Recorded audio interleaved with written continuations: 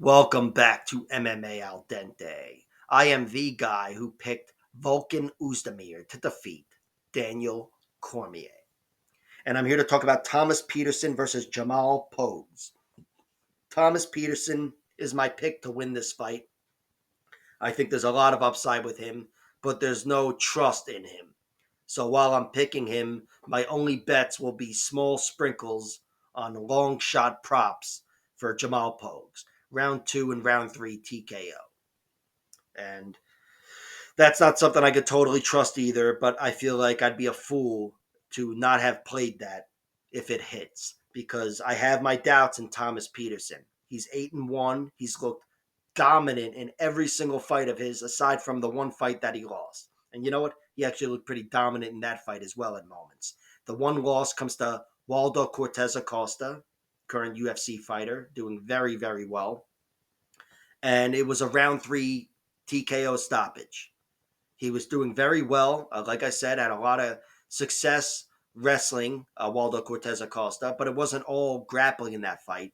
There was a lot of stand up, and he was doing well there too. I thought he was a step behind the boxing of Waldo, but he was bringing it to him, roughing him up in the clinch, and of course, the wrestling and grappling earned him the first 2 rounds on the judges' scorecards, I'm assuming. So he had his success, but he just wasn't able to survive in the end. He was caught where his wrestling wasn't dominant in the end of the fight, and he was caught in a stand-up battle, and a 1-2 put him on shaky legs, and he was TKO'd.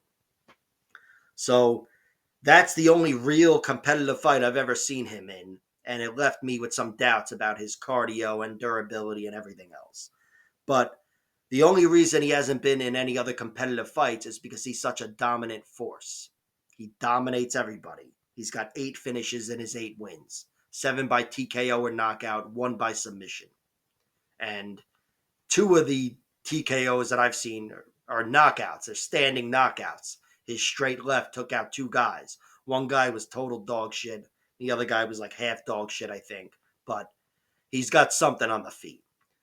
On the ground, though, is where he gets his work done. He will take you down and smash you. That's his MO. One guy he even knocked unconscious on the ground. But these are all generally round 1 finishes. 6 of them take place in round 1. 2 of his other finishes take place in round 2 and not deep into round 2. So he's just got a lot of questions that he has to answer.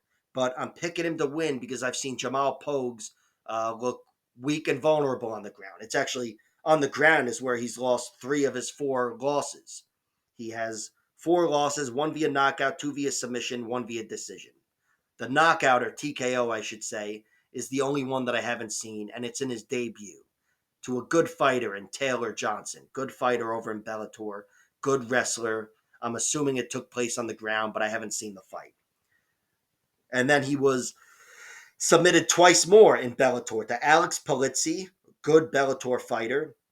He got him out of there in round 4 with a heel hook, Polizzi. Polizzi was taking him down throughout the fight, but then in round 4 caught him in a heel hook, and Jamal Pogues couldn't roll out.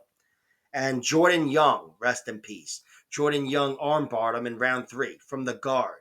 And it looked like Jamal Pogues had turned that fight around. He was about to win that fight by grounding him out, but instead he got caught in an armbar. And then Mick Parkin beat him in his last fight by decision. Mick Parkin, I still don't know exactly what to make of him. He's had 2 so-so fights in the UFC despite getting 2 victories, but he did kind of bully around Jamal Pogues and chop him down over the course of 15 minutes. So Jamal Pogues certainly looks more vulnerable and beatable than Petersen, but he's fought a lot of tougher fighters, and especially early in his career. All these losses, aside from Mick Parkin, before he got to the UFC, and all 3 of those guys that finished him are very good fighters, although they're smaller fighters. Jamal Pogues is a heavyweight now, and by the way, he's got 2 inches of height and 7 inches of reach over Thomas Petersen, but he did start his career at light heavyweight, and that's where these losses take place. All of them but the Mick Parkin loss. I believe that's his only heavyweight loss. So while Jamal Pogues hasn't impressed me even in victory, he's not the most impressive guy. He's only been beaten by good fighters, and he's never been finished in round 1. These are all grappling beasts, and they got him out of the round 2, round 3, round 4. Not that Jordan Young is a grappling beast or was a grappling beast, but whatever. He got him out of there in round 3. So Jamal Pogues, I expect him to lose because I do think he's takedownable, and I do think Thomas Petersen can take him down. But I don't envision Thomas Petersen destroying him like he did to those bums he fought on the regional scene.